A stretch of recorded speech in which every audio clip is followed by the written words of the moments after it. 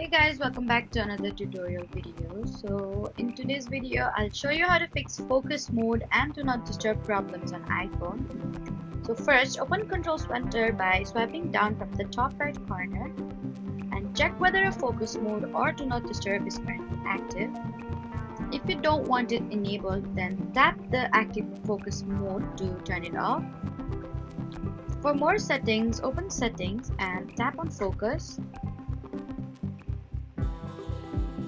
Then choose the focus mode that's causing the problem and check the allowed people and apps as well as any schedules or automatic activation settings. And if your focus keeps turning on by itself, check whether you created a schedule or linked it to another device.